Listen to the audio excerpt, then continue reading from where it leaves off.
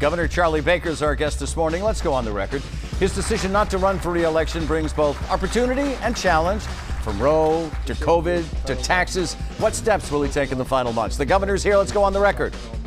From WCVB Channel 5, the inside word from Washington to Beacon Hill. Today's newsmakers are going on the record. You OTR, everyone. I'm Ed Harding, along with News Center 5's political reporter Janet Wu. Happy Mother's Day, by the way. Thank you very much. And can I say Happy Grandmother's Day, too? Can I say that? I don't know okay, if that's a separate day or not, but I'll take both. Thank you. There's not a day for that. There should be. Yeah. Right. Every day is that day, right? We're pleased to have Governor Baker with us this morning. He is, as you know, a Republican, taking office as the Commonwealth's 72nd governor in 2015. He's a resident of Swampscott. He also served in the administration of Bill Weld as Secretary of Administration and Finance and Secretary of Health and Human Services. He holds degrees from Harvard and Northwestern. Governor, it's always great to have you. Thanks for being with us. Glad to be here. So let's dive right in, and I think it's the number one topic on everyone's mind as far as politics is concerned, which is abortion. Right now, abortion in Massachusetts appears to be safe, but 14 months ago, you vetoed a bill that's now law that would have codified Roe and allowed abortions after 24 weeks for a non-viable fetus. Are you saying, in other words, that a woman carrying a fetus with severe defects should give birth? Well, first of all, I'm glad that Massachusetts is in the position that we're in. And we signed legislation prior to that law to eliminate a number of statutes that people were concerned about that have been on the books for many years, that people were afraid would affect a woman's right to choose here in Massachusetts if something happened to Roe. We've also signed legislation and supported funding for a wide range of reproductive health services for women here in Massachusetts, so there are no barriers to those services. I made very clear during the discussion on the bill you're talking about that I supported all of the sections in that legislation that would have codified Roe. My concern was with two. One was with a section of the bill that dropped the age of consent from 18 to 16 and basically took parents out of that conversation. And the second one was the late-term abortion language, which was honestly subject to a lot of debate and discussion about what it would actually mean in practical reality. And that's what I'm asking you about specifically. So are you saying, in other words, that if a mother does have a non-viable fetus after 24 weeks, they should still give birth to that? No, that was not the actual interpretation of that particular part of the bill as far as we were concerned and as far as my lawyers told me. But I will say this, I certainly support a woman's right to choose. I always have. That's why I signed legislation on a number of occasions and argued and advocated for resources and funding to make that possible. And I didn't agree with the drop in the age of consent, and I don't agree with your interpretation of what that other piece meant. But now that everything that's happened within the last week or so, are you glad that the bill is law, including the two sections that you were not happy with? No, I don't support those sections, which is why I didn't sign the law. I absolutely supported the rest of it, which I'm glad is law here in the Commonwealth. And I actually sent back an amended version of that would have codified all the sections that you're referring to here. Right. All right, so let's move on to the Senate. The Senate this week approved more money for abortion services, but should Massachusetts also pass legislation? The House, I think. So did the House, right. So should they pass legislation to protect providers here and patients from out of state financially and legally? I think that's a subject that's worth discussion, and people have started to have preliminary discussions on it, but until we actually know what the federal rules of the game are going to be, it's basically impossible to know exactly what that would mean. And to that point, do you worry, is the word I'm going to use, I don't know if it's the fair word, but do you worry about a national ban on abortions? Oh yeah, I mean, I said the minute the brief was leaked that I viewed that brief, if that's in fact where we're headed, as potentially, I said it was a massive setback for women if it is in fact where we end up. And I believe that to be the case. If the Congress doesn't do anything and Roe is repealed by the U.S. Supreme Court, do you have any worries that other rights like gay marriage, racial equality, voting rights are going to be jeopardized? I hate to make speculative comments on things like that because who knows, but I would hope that the answer to those questions would be no. But what does the practical side, your political head, tell you? My practical side says no. But that's because I'm being hopeful and optimistic. Not necessarily.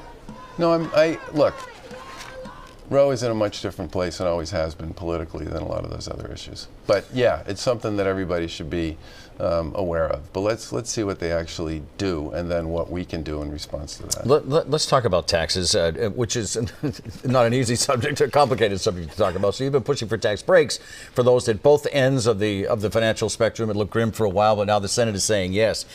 If senators pass only tax cuts for low-income households and not those at the top, will you sign it?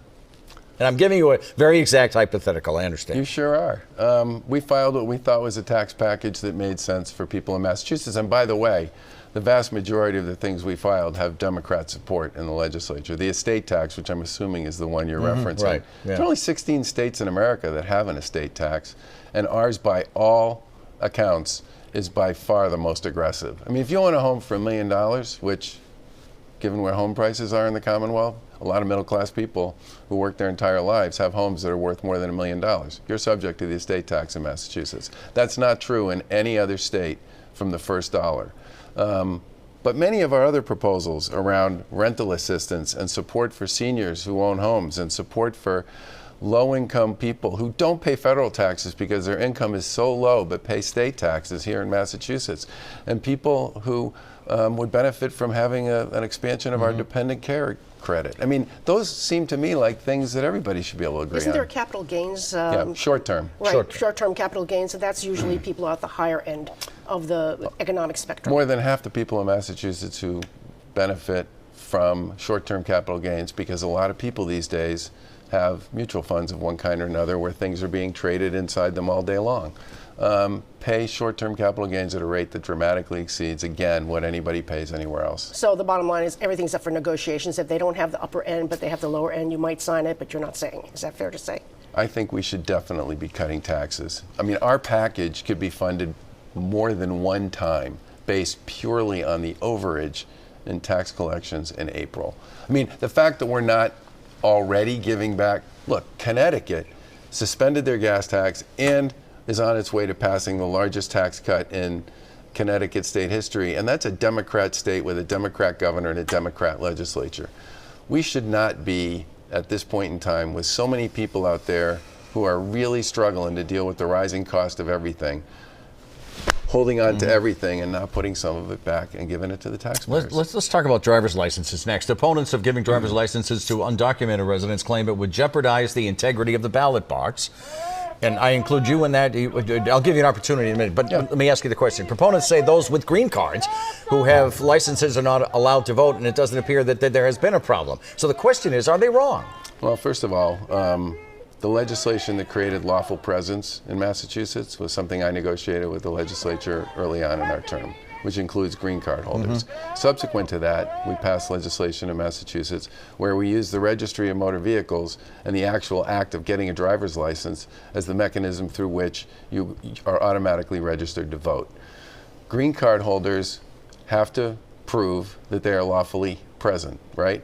But they then, as part of that process, get an opportunity to say whether or not, in fact, they are a U.S. citizen. And if they were to say they would, they get sent to the Secretary of State's office. But there have been no problems so far in that area, have there? We don't know, really. But the bottom line is the whole question about lawful presence goes away. Yeah. There will no longer be any lawful presence process as part of this, yet we will still have a registry of motor vehicles that sends this data to the department, to the Secretary of State's office, based on representations and not on any sort of existing documentation, which is a problem. So once the differences in the two bills gets reconciled and reaches your desk, are you going to veto it? What are you going to do with it? Well, I hesitate to answer that question ever, but what I will say is that there were some very reasonable amendments that were offered up in both the House and Senate debate to deal with the concern. I'm not the only person who has this concern. Democrats and Republicans but you have the biggest say, though. Both raised it, and they were all voted down. And you don't think that the provisions that are in place for green card holders can also be used for undocumented, and the whole system can be arranged so that it would work, that someone who's not supposed to vote won't vote?